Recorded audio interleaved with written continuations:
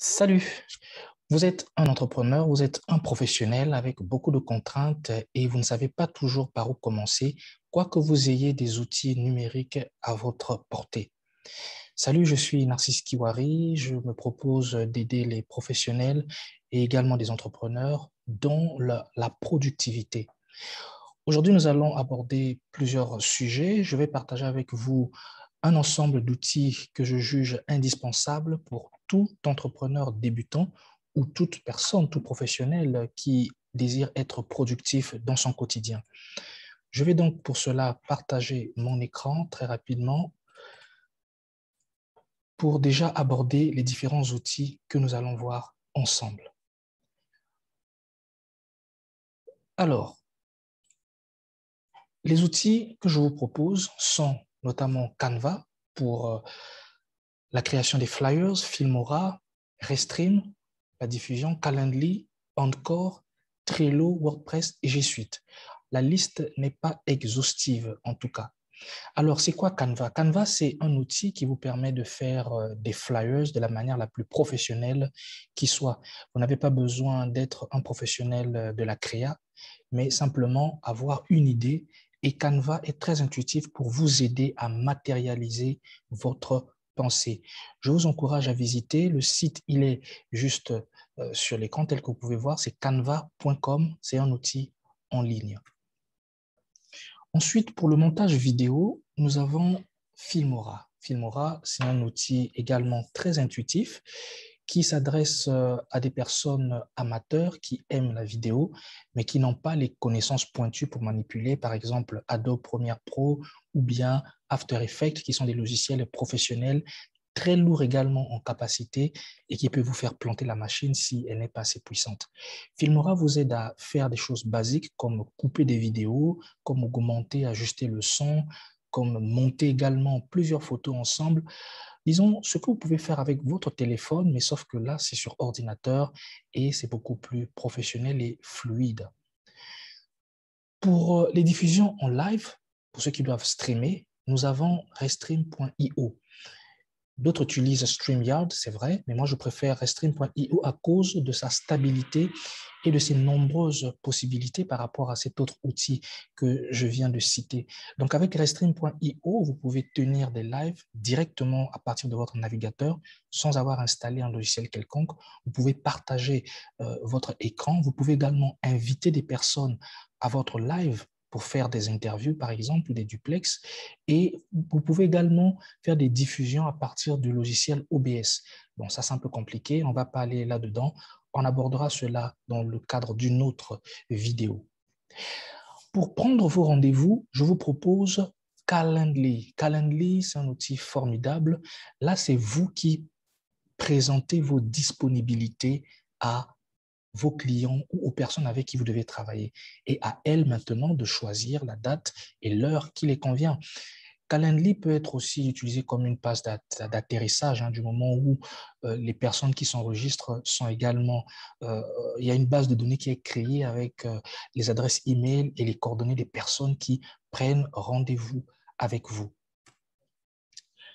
Pour les podcasts, si vous êtes un blogueur, vous souhaitez faire des podcasts, ce n'est pas facile de poster un son sur toutes les plateformes, Spotify, Apple, en tout cas Apple. Voilà, le serveur podcast de Apple, ce n'est pas facile de les traiter, de les gérer de manière individuelle.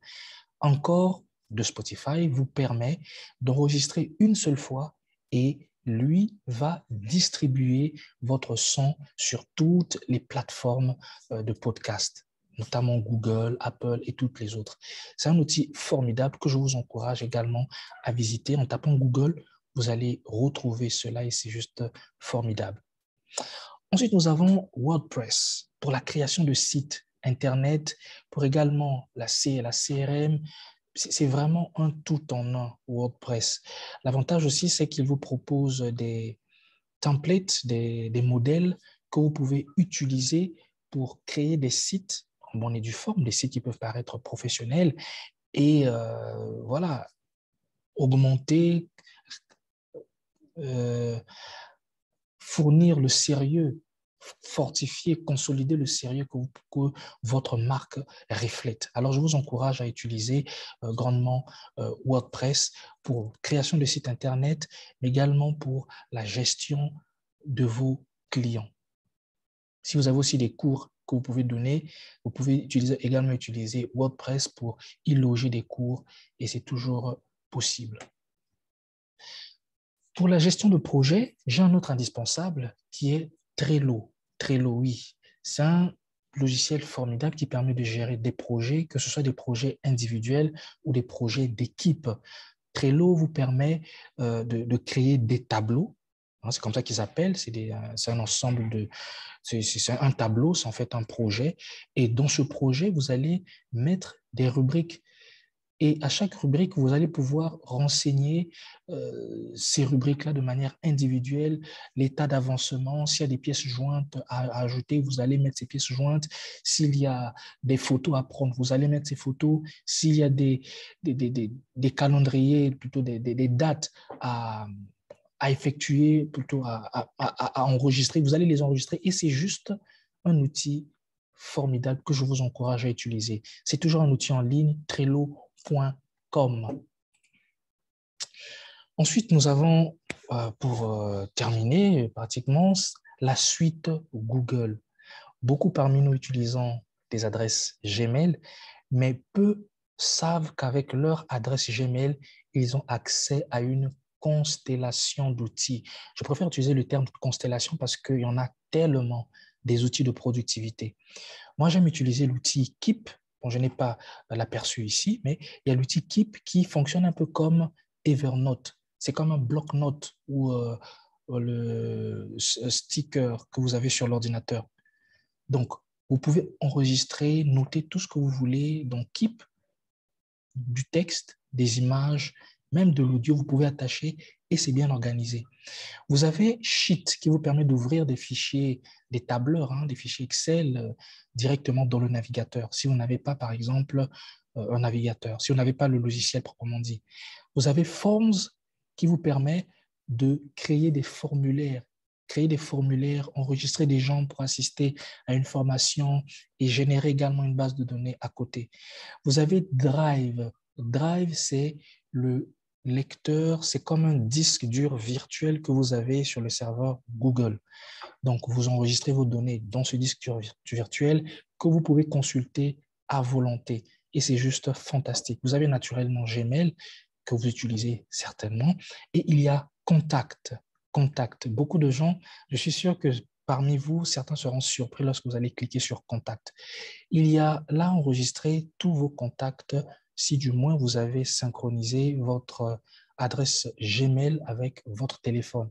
Donc, vos contacts, ils sont logés. Moi, j'ai mes contacts depuis 2005 qui se chiffrent autour de 3000 comme ça. Je dois même faire le ménage. Il y en a un peu plus en tout cas. Et donc, ça fait que j'ai une base de données importante de mes contacts qui sont sauvegardés. Alors, il y a aussi photos. Il y a beaucoup, beaucoup d'autres outils. Ce ne sont que là un aperçu. Je vous invite à aller dans votre boîte Gmail. Vous allez voir le carré juste à côté de votre photo, de votre idée.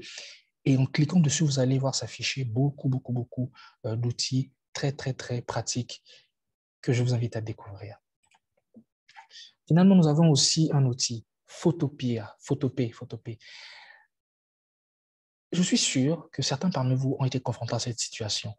Les graphistes ont conçu des supports, par exemple un journal ou bien une affiche, mais ont gardé le fichier au format de leur logiciel, au format .psd ou bien .ai, par exemple. Comment lire ces fichiers? Vous pouvez être confronté à une urgence, mais vous n'avez pas le logiciel sur votre ordinateur ou disons sur votre tablette. Mais avec cette plateforme en ligne, vous allez simplement en ligne, vous tapez photopea.com et vous allez ouvrir votre fichier. À partir de là, vous allez pouvoir avoir accès à ces fichiers qui, normalement, ne le sont pas avec les logiciels usuels. Donc, voilà, comme ça, grosso modo, l'ensemble des outils que je voulais partager avec vous, des outils indispensables que chaque entrepreneur, chaque professionnel devrait avoir, soit dans son téléphone, soit sur son ordinateur et c'est juste important. Donc, je vous remercie d'avoir participé à cette petite présentation avec moi. N'hésitez pas de me proposer des outils que vous souhaiteriez voir que je développe, ou si j'ai été trop rapide sur un outil ici, n'hésitez pas de me proposer d'en parler davantage. Et là, nous allons aller vraiment dans les détails jusqu'à ce que vous puissiez maîtriser cet outil. Merci encore d'avoir été avec moi. C'est Narcisse qui vous a entretenu et à très bientôt.